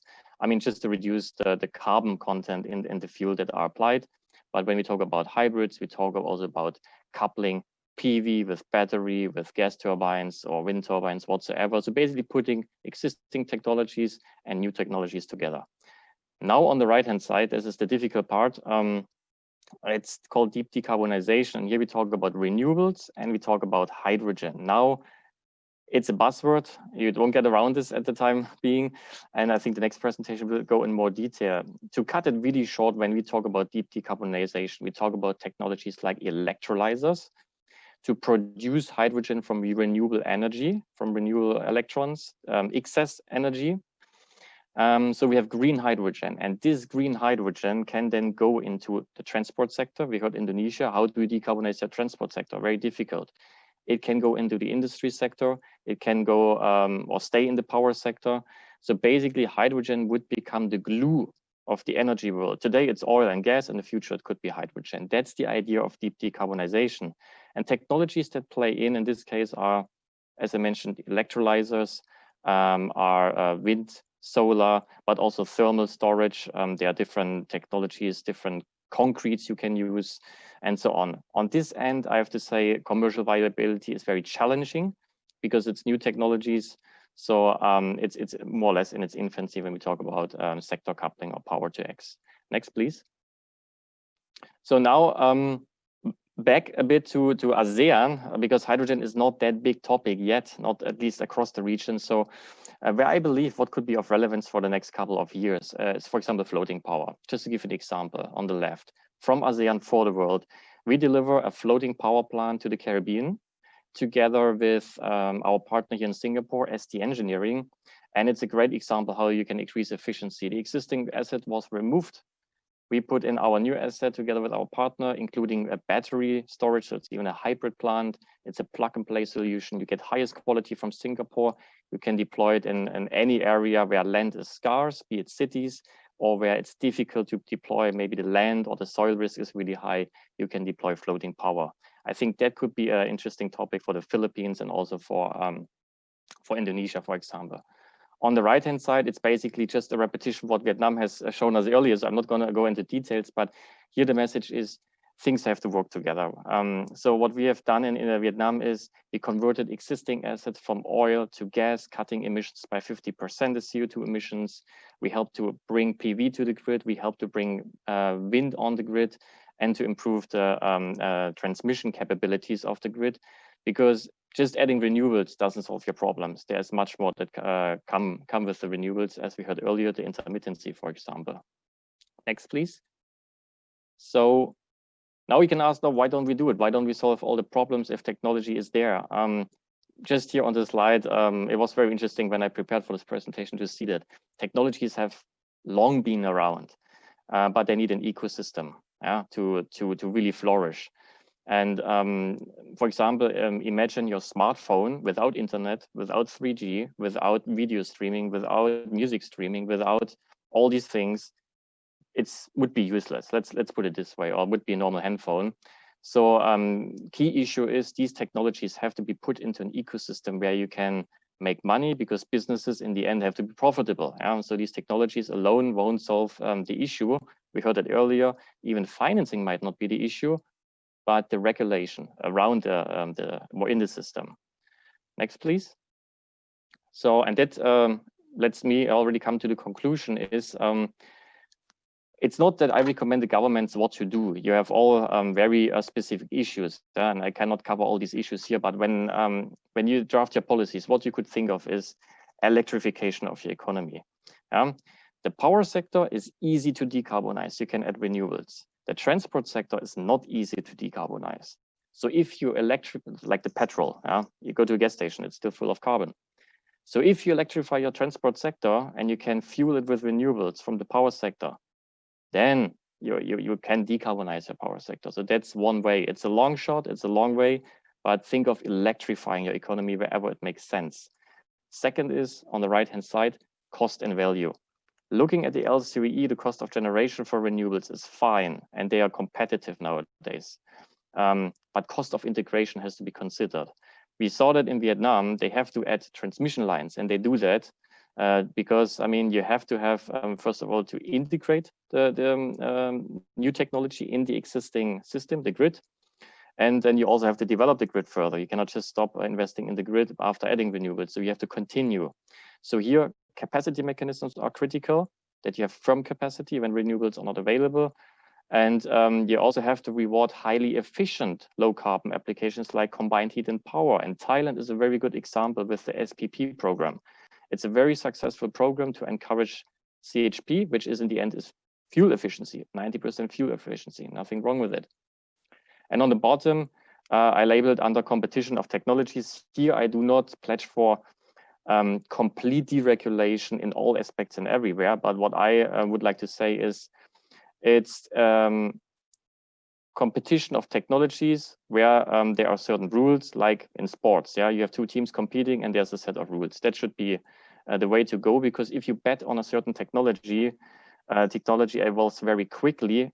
You could bet on the wrong. So, for example, if you apply a polluter pays principle, you can basically indirectly subsidize the clean technologies and, so to say, punish the not so clean technologies, but the rules are equal to everyone. If it's fair in the end, it's another discussion. You cannot be fair to everyone. So, but at least the rules would be equal. So this in a nutshell, where I believe when we talk about technology, there should be competition of technology. And sometimes policymakers, they decide on the technology. They just should decide on a framework instead. That should be the priority. So that's the technology point of view that I would like to bring in. If you want to learn more about it, feel free to reach out to me. And of course, we have the Q&A afterwards. Thank you. Thank you very much, Tobias. And that brings me to our last speaker today, my colleague Matthias Deutsch, who will dig a bit deeper into one of the key technologies for deep decarbonization, if not the technology, at least from the perspective that we're seeing today. Matthias Deutsch is a senior associate at Agora Energiewende. He is one of the early joiners in Agora, has been there for a long time, and his focus is on sector integration, storage, and hydrogen. So Matthias, your view on hydrogen, the recent developments in Europe, and what this may mean for the global developments. Thank you. Thank you, Philip. Thanks for having me, inviting me to this conversation here today. I'll give you I'll try to give you an overview of what we are discussing, especially in Europe, but I think also increasingly globally on hydrogen. And let me start with the first slide. So next slide, please. Can you go to the, yes, thank you. So let me start out with this. Tobias already referred to something like deep decarbonization. I would say hydrogen is critical for reaching climate neutrality, to throw in another buzzword of the day, because hydrogen is needed for decarbonizing hard to abate sectors, also sometimes called hard to decarbonize sectors. There has been some discussion for years that we can reach a lot, meaning -80 to -95% in greenhouse gas emissions by 2050. But now the conversation is changing. We're now referring to climate neutrality, and that encompasses the entire economy, including those hard to abate sectors. And sometimes there it's difficult. I agree with Tobias on electrify as much as you can, but it gets then more difficult when you want to cover the hard to abate sectors. So then you may run into problems with renewables like wind and solar PV, and there you may need molecules. And that's the word, then it's not only electrons, it may then also touch molecules. And the so-called hard to abate sectors, and I try to generalize here a bit, are mainly industry, meaning something like steel, chemical, cement, also transport, aviation, maritime shipping, heavy road transport, and the power sector. Tobias elaborated a bit on that. It's about long-term storage for the times when you need backup for renewables, when the wind doesn't blow and the sun doesn't shine. And when you look a bit into international hydrogen strategies that have been published in the last, let's say, 18 months or even a bit more for Japan, you can see that they identify, in fact, transport, industry, and power. To the left in the picture, you see that the dark blue means that countries have identified main sectors, and you see the longest, darkest blue bars for industry, power, transport. For buildings, it's different. Why is that? Because there's way more controversy over the question whether we can directly electrify buildings, which is low temperature heat below 100 degrees Celsius. So it should be an easy job. And therefore here you see only, note, Japan and Korea, who put buildings as main sectors. All the others, Europeans and other countries there, don't mention it as main sectors for using hydrogen. Similar controversy about direct electrification of passenger cars. We hear a lot about battery electric vehicles, about Tesla and others, and therefore there is a major controversy, but most people in the market, I think, would say you can get pretty far with battery electric vehicles. What makes hydrogen attractive for the hard to abate sectors? Next slide, please. What makes it attractive is, let's say, roughly its chemical properties, its energy density or storability. And so when people talk about the hydrogen economy, they usually start with the basic molecule hydrogen, obviously, but then others are often also included when they talk about it, like ammonia, methane, methanol. You can have gas, you can have liquids. And one of the key questions is there a carbon molecule in there? If you want to include carbon, which adds nice things and nice properties to your molecule, of course, then you have to answer the question in the long run, what is your sustainable carbon source? If you really want to deeply decarbonize and reach climate neutrality.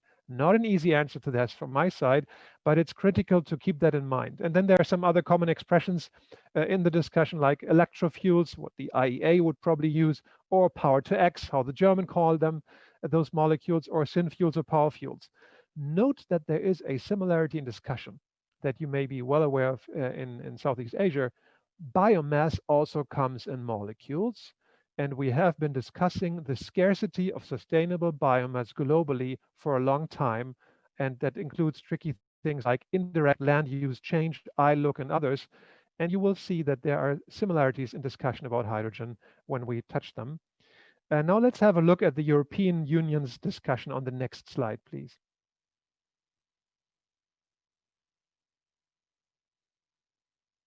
The European Union has a strategy. And this strategy aims at having 40 gigawatts of installed electrolysis capacity in the EU by 2030. That's roughly 10 megatons of hydrogen per year, or about 300 terawatt hours at lower heating value. But this is a strategy only. There are no actual policy instruments for incentivizing this yet. The EU has as its long-run goal that Europe wants renewable hydrogen. That is the key priority. But for the short and medium term, other forms of hydrogen, and in particular, the strategy mentions low carbon fossil hydrogen with carbon capture, it's likely to play a role because ramping up renewable hydrogen is a tricky thing. For the target sectors, the EU strategy mentions similar things I've shown you before, hard to abate sectors like aviation, like steel, like ammonia, those kind of things. And then the EU starts discussing several policy instruments. Why? Because renewable hydrogen in particular is pretty expensive.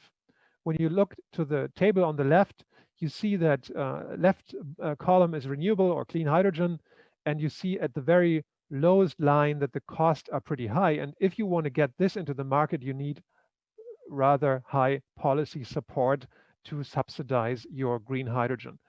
So there is discussion about how could such subsidy scheme or policy support instrument look like in order to cover the cost gap between conventional technologies and renewable hydrogen. And the European Union also specifies investment needs. That's the last bullet point here.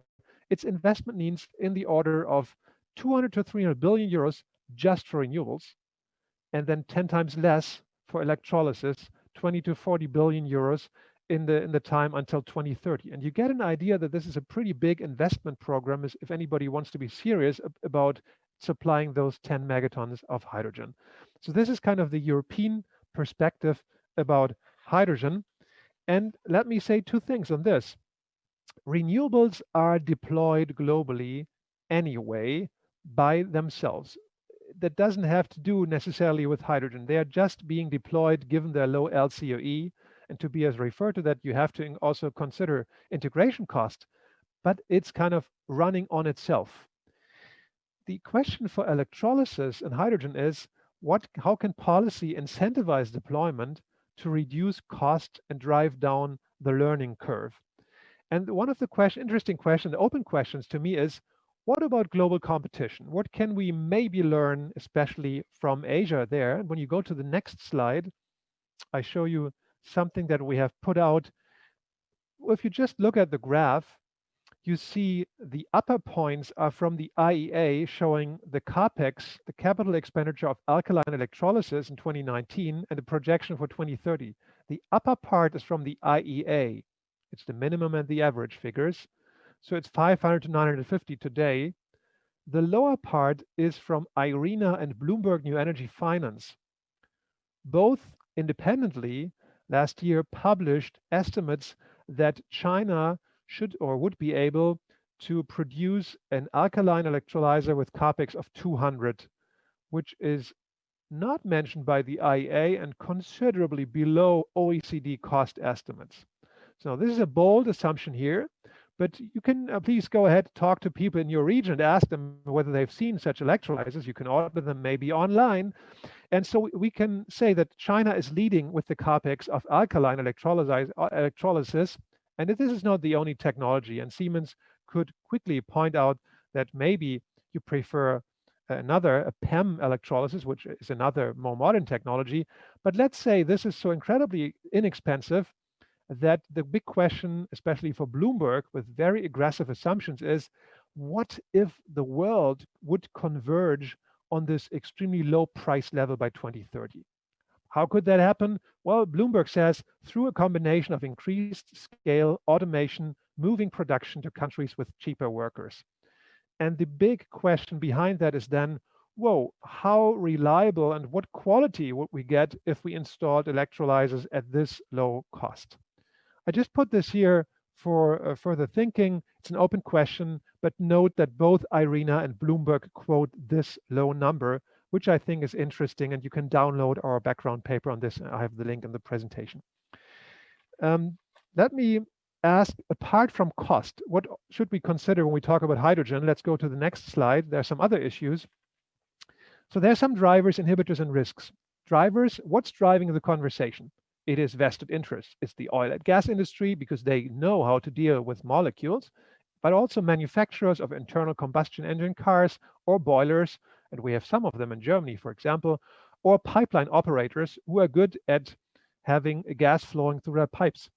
So what's new in this conversation is those who have to reach climate neutrality, who have to be ambitious, like steel or chemicals.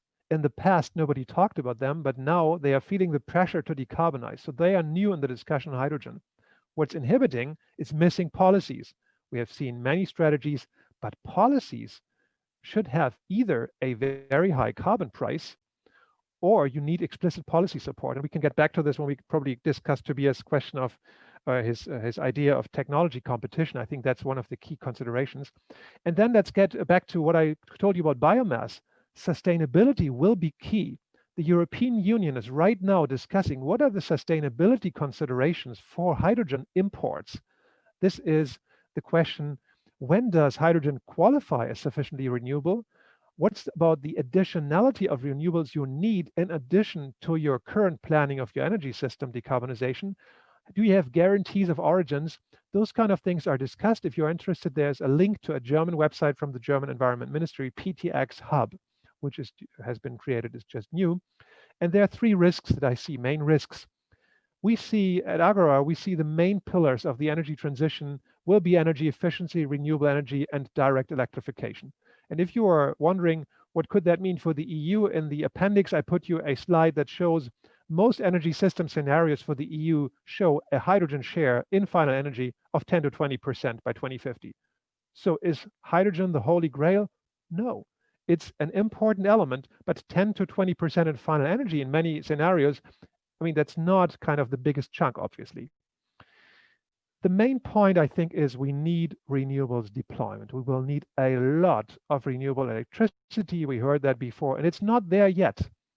And some countries will need to import. This is a special important question for Germany, which may import something like 2/3 of its hydrogen needs or so. But also those countries who want to export hydrogen one day, like Australia, like some others in Africa, they will also need to decarbonize their own energy systems if they think about exporting something. So that has to be working in parallel. And finally, if you haven't thought about that before, producing hydrogen from electricity just means losing a lot of energy. You put in 1 unit of energy, electricity, you lose considerably, and then you end up with hydrogen or other molecules. So that's inevitable conversion losses, even if efficiencies increase a bit over time. So let me sum this up on the last slide, and then I'm through. Hydrogen and derivatives are important for the hard-to-abate sectors. The EU wants to deploy 40 gigawatts of electrolysis by 2030. Renewable hydrogen is still expensive today compared to conventional solutions. We need to drive down the cost. This technology will only be deployed if there's policy support, and everybody who wants to produce hydrogen needs to look at the renewable electricity basis, meaning basically wind, PV, and some other renewable technologies. Some countries will need to import, like Germany. It will be critical for Germany because we don't have our own space, our own land to deliver enough in terms of renewable electricity. There will be scarcity, there will be competition between sectors. So if the industry needs a lot, it's hard to see how you'll put massive hydrogen into passenger cars, for example, and fuel cell cars. So policy support in the end is an open question, not resolved, not in Germany, not in Europe. And then what is being discussed are sector-specific instruments. One buzzword of the day is carbon contracts for difference for the steel sector, or quota obligations for aviation or maritime shipping, meaning by year X, one sector like aviation would have to include Y% of green hydrogen or another fuel, green fuel, in its mix. Those are instruments that are today being discussed at EU level and also in Germany. So thank you very much from my side. And next slide if you want to see the contact. Yeah. Thank you very much, Matthias. Thank you to all the speakers. This was very insightful, forward-looking, visionary, but we also realized that many of these issues, while they may enter in a larger scale into the energy transition reality only after 2030, there are many questions that we need to resolve now. We have until 7 more minutes, so basically a very brief round of questions and discussion. I'm putting out 2 questions that we have seen on the board. One is to Tobias, which is around the form of development and the specific technologies that you are seeing currently, which do need support. So I read it out. Which technology you see requiring support right now that can act as a bridging technology towards decarbonization? So not the technologies are already there are economic, not the future deep decarbonization. Are there 2 or 3 that you could name from Siemens' perspective that are needed right now? And then I directly pose another question to Matthias, which was raised, which is around green and gray hydrogen. And the question was, why is green hydrogen so much more expensive than gray hydrogen? And then I'm adding a third question, also looking at Fabi, which is around the quantities of renewables. We've seen that for deep decarbonization, we need loads of renewables because they are the origin also then of carriers such as hydrogen. And you were mentioning 3 to 5 gigawatt now and up to 15 gigawatt in the future. What is, for a country like Indonesia, the perspective of such tremendous amounts, and is import something that you perceive as needed for Indonesia? So Tobias, Matthias, Fabi, very brief and candid answers, please. Okay, good. So regarding the bridging technologies, what's required? I mean, first of all, what's a bridging technology? From my point of view, it's obviously a gas or technologies that burn or use gas. And you also heard it from our CEO, Christian Bruch, as decarbonization won't happen overnight. So what does it require? Look at Germany. Lots of renewables in the grid, dispatch hours go down for gas-fired power plants, and then you get an issue with firm capacity to have the capacity and the grid stable. So what I think is really important is that the flexibility that comes with a gas power plant has to be rewarded somehow, be it via an auxiliary service market mechanism that rewards you for having the capacity whenever needed and stabilizing the grid. It's one way. Flexibility has to be rewarded. Not only the terawatt hours, but the other services it can do. Second is, for example, combined heat and power. It should be incentivized and not punished. Some countries even punish on-site cogeneration in industrial applications by standby charges, or because there's still a grid connection. If you look at CHP, 90% fuel efficiency, it's a no regret move. You get most out of your relatively clean fossil fuel, which is gas, and they should have priority as dispatch, like in Germany. And again, I mentioned Thailand earlier. They have this SPP program where they can where they encourage decentral power producers for industrial park for cogeneration, and this is a very, very successful program. So these are the two things: flexibility needs to be rewarded. Other one, CHP, also has to be encouraged and should not be punished. Thank you, Matthias. Green versus gray hydrogen and the cost. I would say fossil fuels are just incredibly cheap. There is no big carbon pricing mechanism in place, basically nowhere on this planet with major impacts on fossil fuels so far. And as long as you produce gray hydrogen from fossil fuels, it will be so cheap that green hydrogen has a hard time to compete against that. You can, if you want to look this up in the IEA publication from last year, Future of Hydrogen, where you see it will take some time for green to buy down its cost curve. It's not only that you need renewable electricity. In addition, you have the capital cost of the electrolyzer itself. It needs to run many hours, as many hours per year as you can, to drive down the cost per unit, meaning the cost per kilowatt hour that you produce. When you can do both, have extremely low renewable electricity, plus, as I showed in the Chinese case, extremely low capital expenditure for the electrolysis plant, both together bring you much closer to having competitive green hydrogen. But again, this needs policy support or, and we are away from that so far, high carbon pricing, extremely high carbon pricing, in fact. Thank you. Fabi, the availability of this large investment, large capacities of renewables and import needs potential. Yes, Philip, that's the issues. As I mentioned, that we need large-scale investment to meet that level of deployment of renewable energy capacities. And I think so far I see that the government aware of it. There's a number of policy discussion, improve regulatory support for renewable energy. But the question that still remains that what kind of policy instrument incentive is required to attract the investment.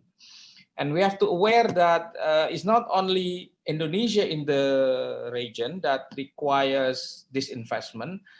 Our neighbor countries also like Vietnam, Philippines, Thailand, Malaysia, they all also, I mean, as the government also has increased or has a target to increase their renewable energy, also require the same investment. So the thing I see that even for the ASEAN member state, they are competing in terms of making policy and regulatory framework attractive for investors to come. But I think other factors matter. The other in regards to the import, we haven't really see that to import from other country. Well, right now I think the energy imports come from Malaysia, so from the hydropower in Sarawak. But beyond that, the government hasn't really looked at this.